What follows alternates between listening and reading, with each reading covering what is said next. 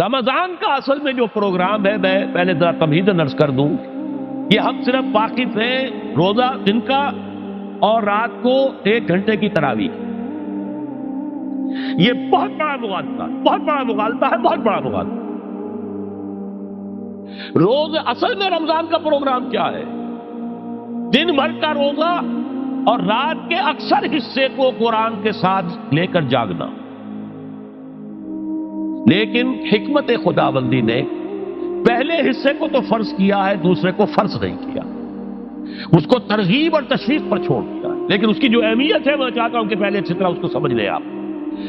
دیکھیے پہلی حدیث اس میں ہے ان سلمان الفارسی رضی اللہ تعالی عنہ قال خطبنا رسول اللہ صلی اللہ علیہ وسلم فی آخر یوم من شعبان۔ حضرت سلمان فارسی سے مروی ہے، انہوں نے فرمایا کہ خطبہ ارشاد فرمایا ہمیں اللہ کے رسول نے صلی اللہ علیہ وسلم شعبان کے آخری دن۔ فقال، آپ نے ارشاد فرمایا، یہ خطبہ طویل ہے، میں نے صرف شروع کے چند جملے یہاں نقل کیے ہیں۔ یا ایھا الناس قد اضلکم شہر عظیم، اے لوگوں تم پر ایک بہت عظمتوں والا مہینہ سایہ فگن ہو گیا ہے۔ دیکھیے سایہ فگن سے وہ انگریزی کا محاورہ آپ کے ذہن میں آنا چاہیے، coming events cast their shadows before. ابھی رمضان شروع نہیں ہوا ہے، شعبان کا آخری دن ہے، تو وہ کمنگ ایونٹ جو ہے رمضان مبارک، اس کا سایہ آ گیا ہے تم پر، اس لیے حضور نے وہ لفظ استعمال کیا قد اضلکم، ظلال کہتے سائے کو، قد اضلکم شہر عظیم، بڑی عظمت والا مہینہ ہے، شہر مبارک، بہت برکت والا مہینہ ہے، شہر فیہ لیلۃ خیر من الف شہر، اس میں ایک رات وہ بھی ہے، وہ مہینہ جس میں ایک رات وہ بھی ہے جو 1000 مہینوں سے افضل ہے۔ انا انزلناہ فی لیلۃ القدر وما ادراک ما لیلۃ القدر لیلۃ القدر خیر من الف شہر۔ اب جو اگلے 2 جملے ہیں وہ نوٹ کیجئے، جعل اللہ صیامہ فریضۃ وقیام لیلہ تطوعا، اللہ نے ٹھہرایا ہے، قرار دیا ہے اس کا روزہ رکھنا تو فرض کے درجے، اور اس کی رات کا قیام تطوع کے درجے میں، اپنی مرضی پر، اپنی خواہش پر، نفل کے طور پر یہ تم پر لکھ دیا گیا ہے، لکھا تو گیا ہے، جعلہ تو ہے۔ مجعول کا جو پہلا مفعول ہے وہ کیا ہے؟ جعلہ کا مجعول اول کیا ہے؟ دن کا روزہ، اور مجعول ثانی کیا ہے؟ قیام لیلہ، رات کو کھڑا رہنا۔ اب یہ رات کا کھڑا رہنا، اس کی کتنی مقدار ہوگی؟ کہاں سے معلوم کریں گے؟ قرآن سے۔ جب یہ لفظ آیا ہے سورہ مزمل میں، یا ایھا المزمل قم اللیل الا قلیلا نصفہ او انقص منہ قلیلا او زد علیہ ورتل القرآن ترتیلا، یہ معنی ہے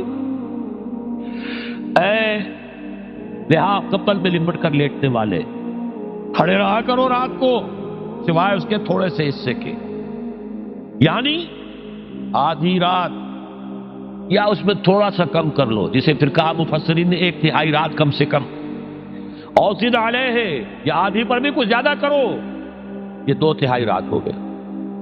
ورتل القرآن ترتیلا، اور قرآن کو اتارا کرو تھوڑا تھوڑا تھوڑا، یہ ترتیل، تفریل، تنزیل، جیسے قرآن تھوڑا تھوڑا محمد پر نازل ہوا صلی اللہ علیہ وسلم، ایسے ہی تھوڑا تھوڑا تھوڑا قرآن اپنے اندر اتارو، ہیمر اٹ ڈاؤن، اپنے ذہنوں میں اتارو، اپنے قلب میں اتارو۔ اس کے لیے رات کو کھڑے رہو، اور قیام اللیل کم سے کم 3/4 شب کے اوپر اطلاق ہوگا، اس سے کم پر تو اطلاق ہے ہی نہیں۔ اگلی حدیث پڑھیے، اور یہ ہے جو عام طور پر ہر مسجد میں بھی آج کل خوب یہ گونج رہی ہوگی، حدیث بیان ہوتی ہے، اس لیے کہ بخاری اور مسلم دونوں میں موجود ہے، متفق علیہ روایت ہے، اس سے اونچا تو درجہ سند کے اعتبار سے تو حدیث کا کوئی اور درجہ اس سے اونچا ہے نہیں۔ عن ابی ہریرہ رضی اللہ عنہ قال قال رسول اللہ صلی اللہ علیہ وسلم، حضرت ابو ہریرہ سے روایت ہے، آپ نے فرمایا کہ حضور نے ارشاد فرمایا، من صام رمضان ایمانا و احتسابا غفر له ما تقدم من ذنبه، جس نے روزہ رکھا رمضان مبارک کے دوران اللہ پر یقین رکھتے ہوئے اور اس سے اجر و ثواب کے حاصل ہونے کی امید میں، اس کے تمام پچھلے گناہ معاف ہو جاتے ہیں۔ ومن قام رمضان ایمانا واحتسابا غفر له ما تقدم من ذنبه، اور جو کھڑا رہا رمضان کے دوران، کھڑا رہا ہے، جیسے ساما، میں نے شروع میں آپ سے عرض کر دیا تھا یہ مصدر ساما یصوم صوما قام یقوم قیاما، ومن قام رمضان، جو کھڑا رہا رمضان کے دوران، پورے رمضان کے دوران کھڑا رہا، ایمان و احتسابا کی شرط پھر وہی ہے، غفر له ما تقدم من ذنبه، وہی اجر اس کا بھی ہے۔ ومن قام لیلۃ القدر ایمانا واحتسابا غفر له ما تقدم من ذنبه، اور جو خاص طور پر لیلۃ القدر میں کھڑا رہا ایمان اور احتساب کے ساتھ، اس کے بھی پچھلے گناہ معاف ہو گئے۔ اب یہ قامہ اور سامہ جیسے آ رہا ہے ایک دوسرے کے ساتھ پیرلل ہو کر، اس کو نوٹ کر، من سامہ رمضان من قام رمضان، کیا یہ 1 گھنٹے کی تراویح جو ہے اس پر پوری اترتی ہے؟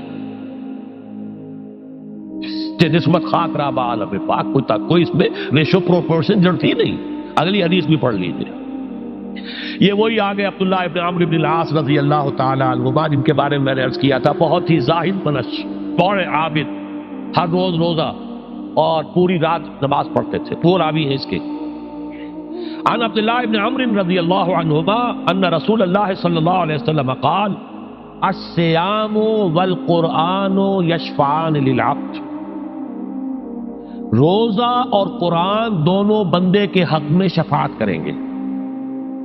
یقول الصیام، روزہ یہ کہے گا اے رب، اے پروردگار، انی منعتہ الطعام والشہوات بالنہار، میں نے تیرے اس بندے کو روکے رکھا کھانے پینے سے اور شہوت سے دن کے وقت، فشفینی فی، میری وجہ سے روکا رہا، یہ کھانے کو اچھے سے اچھے جو ہے وہ موجود تھے کھانے، اور پینے کے لیے اعلیٰ سے اعلیٰ مشروب تھے، یہ رکا رہا میری وجہ سے کہ روزہ رکھا ہوا تھا، اور جیسا میں نے کہا منکوحہ بیوی موجود تھی لیکن رکا رہا، تھامے رکھا اس نے اپنے آپ کو میری وجہ سے، تو میری شفاعت اس کے حق میں قبول فرما۔ وَيَقُولُ الْقُرْآنُ، اور قرآن یہ کہے گا مَنَعْتُهُ النَّوْمَ بِاللَّيْلِ، میں نے اسے روکا رکھا رات کو سونے سے، فَشَفِّعْنِي فِيهِ، تو پروردگار میری شفاعت اس کے حق میں قبول فرما، فَيُشَفَّعَانِ، تو ان دونوں کی شفاعت قبول کی جائے گی۔ سوال یہ ہے کہ کیا روزہ 1 گھنٹے کا یا 2 گھنٹے کا ہے؟ تو یہ قیام جو ہے یہ 1 گھنٹے کا کیسے ہو گیا؟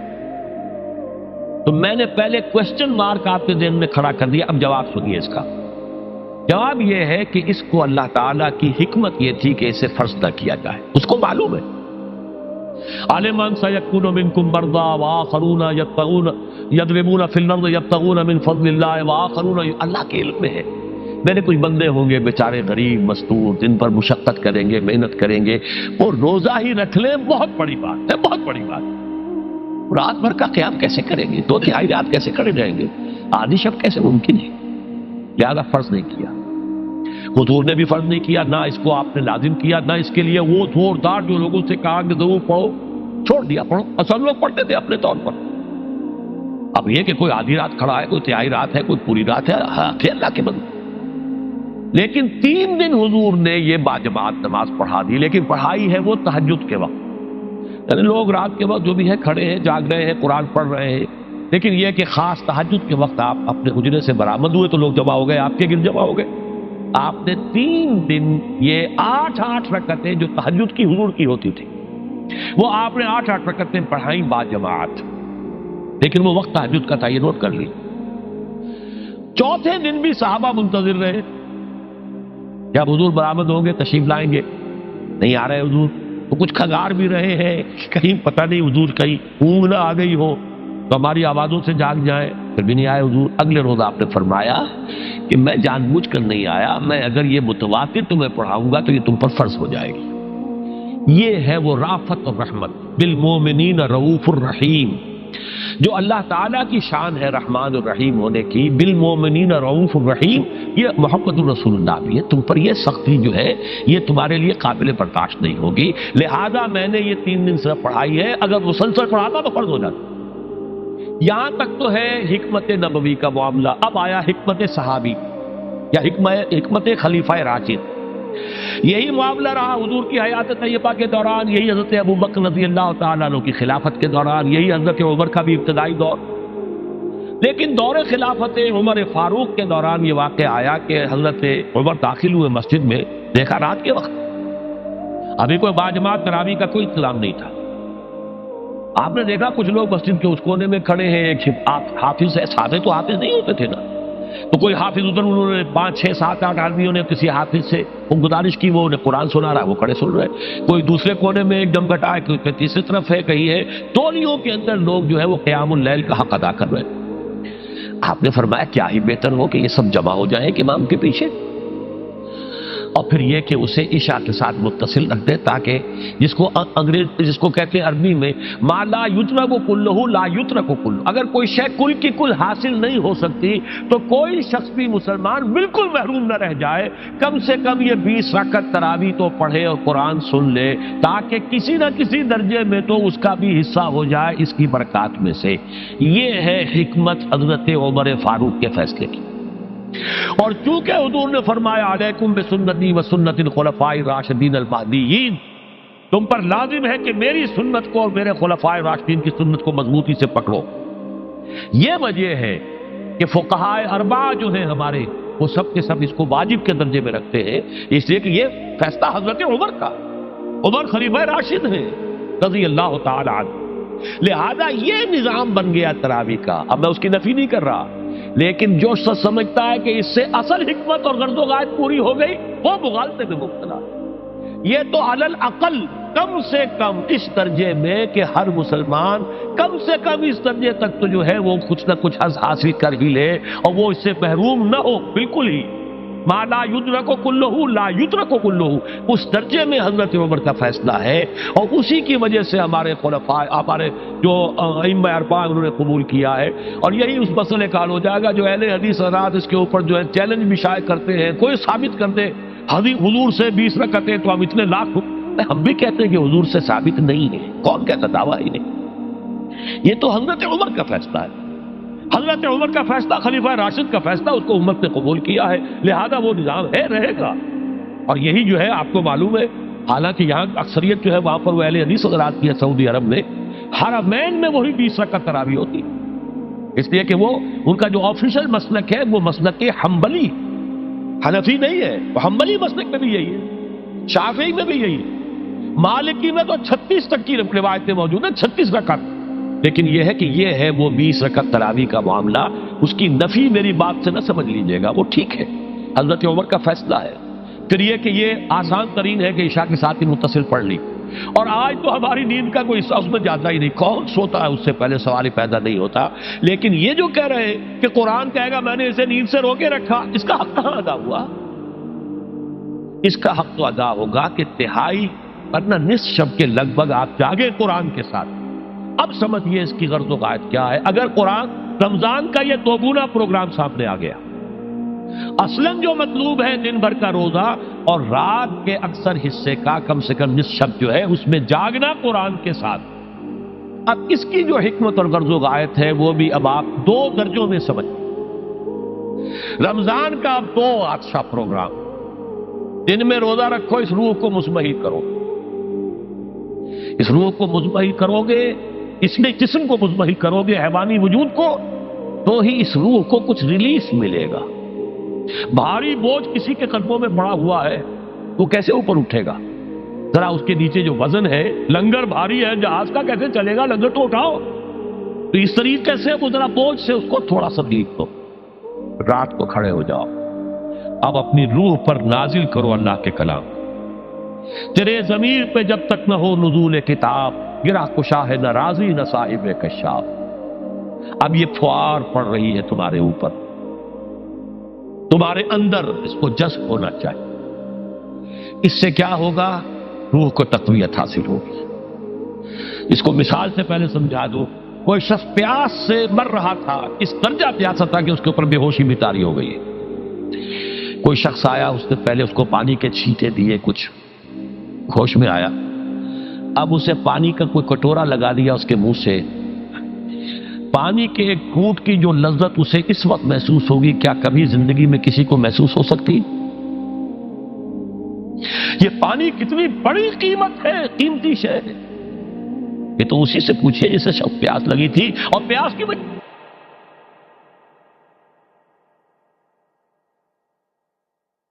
تو متوجہ ہیں، لہذا ہمیں وہ پیاس محسوس ہی نہیں ہوتی کہ یہ بھی واقعی میرے اندر کوئی پیاس ہے۔ روح بیدار ہوگی تو وہ پیاس جو اس کے اندر اب پیدا ہوئی ہے وہ کدھر متوجہ ہوگی؟ اپنے پروردگار کی طرف۔ یہ ربط ہے اگلی آیت کا، آپ پڑھیے وَإِذَا سَأَلَكَ عِبَادِي عَنِّي فَإِنِّي قَرِيبٌ۔ جب یہ روح بیدار ہو کر اپنے مرکز کی طرف متوجہ ہوگی، اپنے منبع اور سرچشمے کی طرف متوجہ ہوگی، اپنے مبدا کی طرف متوجہ ہوگی، تو اے میرے نبی صلی اللہ علیہ وسلم، جب میرے بندے آپ سے میرے بارے میں پوچھیں فَإِنِّي قَرِيبٌ، انہیں بتا دیجئے میں قریب ہی ہوں، کہیں دور نہیں، اس کی رگے جاں سے بھی زیادہ قریب۔ ہم قریب ہیں، جب چاہو ہمیں پکارو، جب چاہو دعا کرو، جب چاہو باریابی حاصل کر لو۔ ہم تو مائل میں کرم ہیں، کوئی سائل ہی نہیں۔ ہم تو ہر روز رات کے آخری گھڑیوں میں سمائے دنیا تک نزول فرماتے ہیں، اور ہماری طرف سے پکارنے والا پکارتا ہے حل من مستغفر فاغفر لہ، ہے کوئی استغفار کرنے والا کہ میں اسے بخش دوں؟ ہے کوئی مانگنے والا حل من سائل فاعطیہ، ہے کوئی مانگنے والا جسے میں دوں؟ تم سوئے ہوتے ہو، ہم تو غافل نہیں، تو غافل، متوجہ تو ہو، آؤ تو صحیح ہماری طرف۔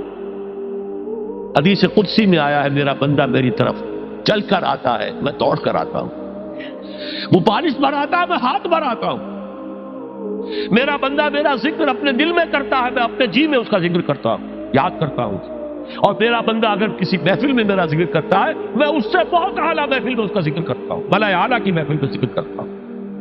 یہ حدیث کے الفاظ ہیں کہ تو تم غافل ہو بھائی ہم سے، ہم تو غافل نہیں۔ اغیب و ذو اللطائف لا یغیب وارجو ہو رجال لا یخیب، میں غائب ہو جاتا ہوں، وہ تو غائب ہونے والی ہستی ہی نہیں ہے، ہر آن موجود، ہوا معکم اینما کنتم۔ وَإِذَا سَأَلَكَ عِبَادِي عَنِّي فَإِنِّي قَرِيبٌ أُجِيبُ دَعْوَةَ الدَّاعِ إِذَا دَعَانِ فَلْيَسْتَجِيبُوا لِي۔ لیکن اب آئی بات اصل، یہ دو طرفہ بات ہوگی، مجھ سے دعا کرو، کسی وقت کی پابندی نہیں، کسی جگہ کی پابندی نہیں، ناپاکی کی حالت میں ہو تب بھی دعا کر سکتے ہو، میری کتاب کو ہاتھ مت لگانا، مجھ سے دعا کر سکتے ہو، دعا پہ کوئی پابندی نہیں، لیٹے مانگو، بیٹھے مانگو، ناپاکی میں مانگو، پاکی میں مانگو، جب چاہو مانگو مجھ سے، دعا میں کوئی خطرت نہیں، اور جہاں پکارو گے there and then I will listen to you and I will grant your prayers۔ اجیبو جو ہے، اجیبو دونوں مان، جواب دینا اور قبول کرنا، اجابت استجابت دونوں کا ایک ہی مفہوم ہے، جواب دینا اور قبول کرنا۔ اجیب دعوت الداعی اذا دعان، میں تو ہر پکارنے والے کی پکار کو سنتا ہوں، قبول کرتا ہوں جب بھی وہ مجھے پکارتا ہے، لیکن فلیستجیبوا لی، میرا بھی تو کہنا مانو، چاہیے کہ یہ بھی میرا کہنا مانے، مجھ سے محبت کریں، مجھ سے لو لگائیں، میرے دین کے لیے اپنے آپ کو وقف کریں۔ ان صلاتی و نسکی و محیای و مماتی للہ رب العالمین، میرے باغیوں کے خلاف بغاوت کریں، میرے دین کا جھنڈا اونچا کریں، یہ سارے احکام ہیں کہ یہ قرآن میں۔ قاتلوہم، جیسا کہ میں نے آپ کو بتایا اگلے ہی رکوع میں قتال کا حکم آ رہا ہے، اب وہ گھوڑوں کو روزہ رکھواتے تھے، بتا دیا یہ روزہ تمہیں کس لیے رکھوایا جا رہا ہے، اگلے ہی رکوع کے اندر حکم ہے قاتلوا فی سبیل اللہ الذین یقاتلونکم وقاتلوہم حتی لا تکون فتنۃ ویکون الدین للہ، اللہ کے لیے دین ہو جائے، پورا کا پورا نظام اللہ کے تابع آ جائے، اس کے لیے پہلے دعوت دو، محنت کرو، جد و جہد کرو، اس دعوت کے نتیجے میں جمعیت فراہم کرو، جب جمعیت اتنی ہو جائے کہ پھر اس باطل نظام کے خلاف بغاوت کر سکو تو کرو بغاوت، اگر باطل نظام کے خلاف بغاوت نہیں کرتے ہو تو پھر ہم سے بغاوت ہے تمہاری، پہلے ذہنی بغاوت ہے، آپ ڈس اون کیجئے ذہنی اعتبار سے، نفسیاتی اعتبار سے، میں اس نظام کو نہیں اون کرتا، ریکنسائل نہ کیجئے اس کے ساتھ، کوئی تعاون نہ کیجئے اس کے ساتھ، کوئی چاچری اور ملازمت نہ کیجئے اس کی، تن من دھن لگائیے اس نظام کو بدلنے کے لیے، چاہے ابھی وہ دعوت کے مرحلے میں ہے، لوگوں کو تیار کیا جا رہا ہے، تربیت دی جا رہی ہے، تزکیہ کیا جا رہا ہے، لیکن ہدف کیا ہے؟ تاکہ اللہ کا دین غالب،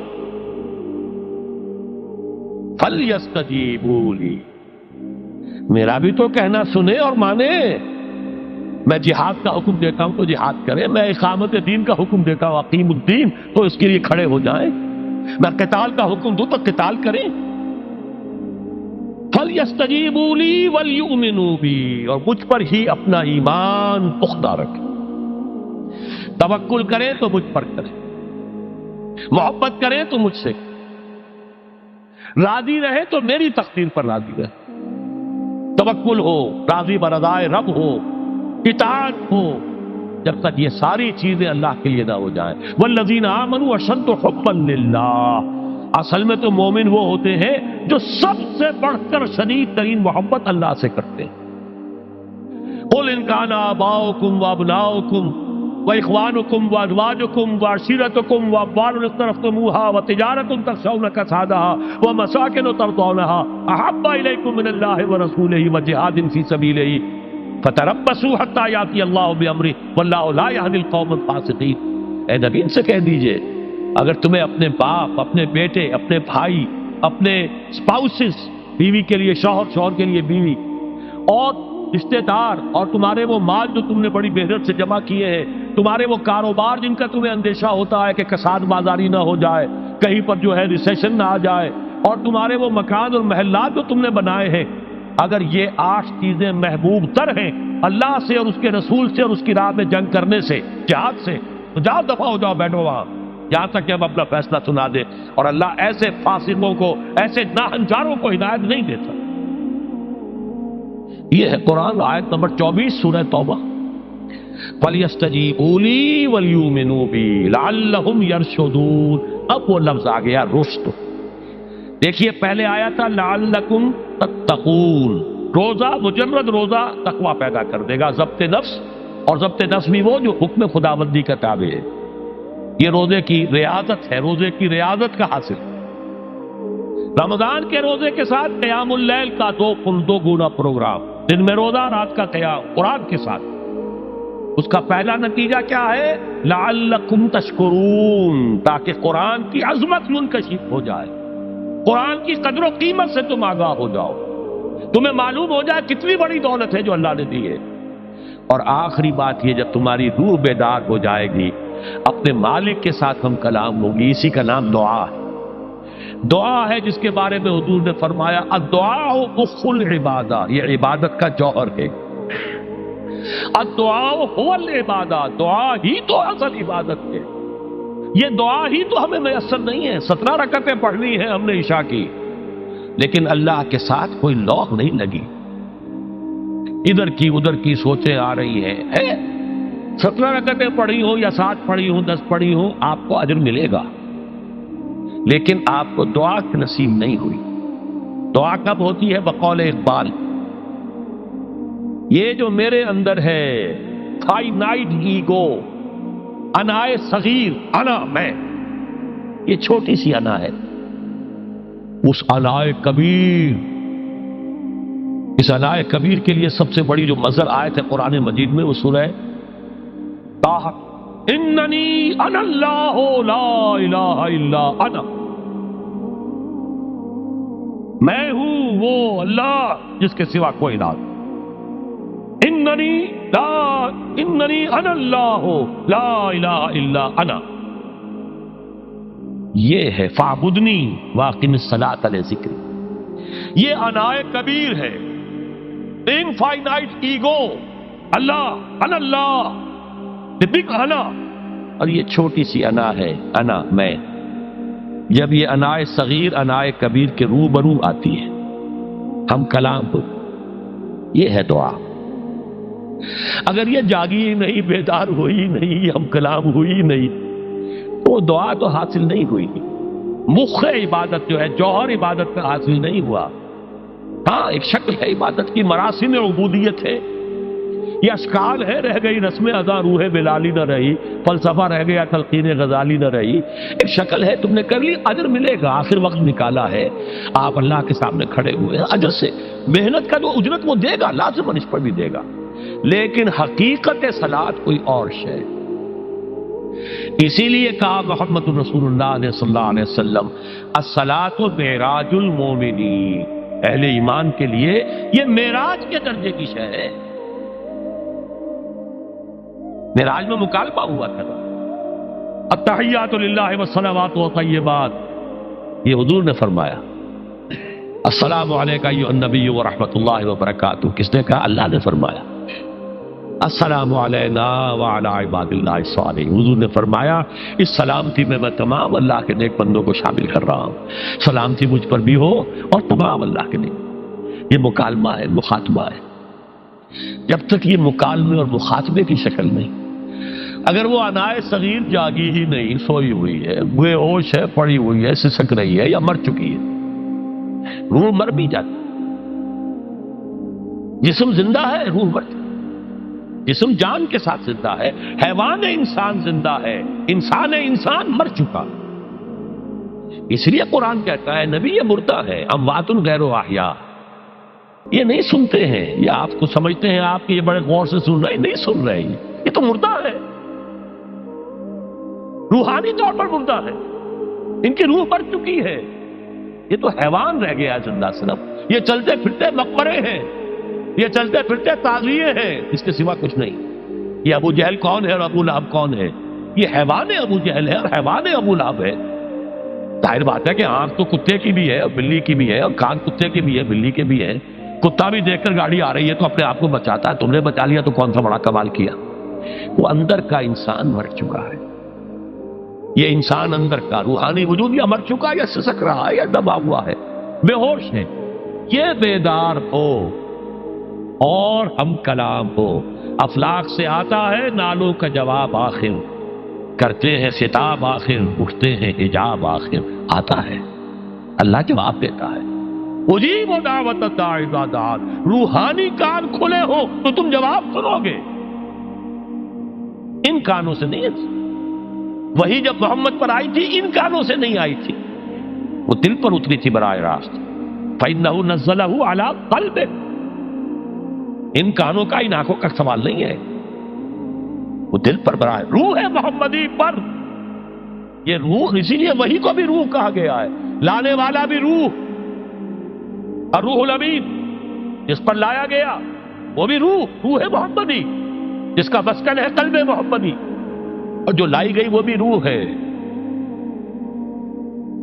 وَكَذَلِكَ أَوْحَيْنَا إِلَيْكَ رُوحًا مِّنْ أَمْرِنَا، یہ قرآن ہم نے نازل کیا، ایک روح ہے اے محمد جو آپ پر نازل کی۔ مَا كُنْتَ تَدْرِي مَا الْكِتَابُ وَلَا الْإِيمَانُ، اس سے پہلے تو آپ کو کچھ پتہ نہیں تھا، کتاب کیا، شریعت کیا، ایمان کیا۔ وَلَٰكِنْ جَعَلْنَاهُ نُورًا، ہم نے اس قرآن کو نور بنا کر آپ پر اتارا ہے۔ یہ ہے، اس کے لیے ہے اصل رشد۔ اب آخری لفظ آیا رشد، یہ گویا کہ جو مختلف الفاظ ہیں قرآن میں، کامیاب، فائزون، اولئک هم الفائزون، ٹھیک ہے، فوز، کامیابی تک پہنچنے والا، اولئک هم المفلحون، یہ ایک اور لفظ ہے، لیکن راشدون یہ چوٹی کا لفظ ہے، اسی لیے صحابہ کے لیے آیا اولئک هم الراشدون سورہ الحجرات میں۔ اسی لیے انسانوں میں سے نبیوں کے بعد سب سے اونچے چوٹی کے انسان ابو بکر، عمر، عثمان، علی، ان کے لیے آیا خلفاء الراشدون، علیکم بسنتی وسنت الخلفاء الراشدین المہدیین۔ یہ رشد ہے، رشد تک پہنچنا ہے تو یہ کام ہے، اور یہ ہے اصل حاصل صیام و قیام رمضان کا۔ اولئک هم الراشدون، اللہم ربنا اجعلنا منہم، اللہم ربنا اجعلنا منہم، اللہم ربنا اجعلنا منہم۔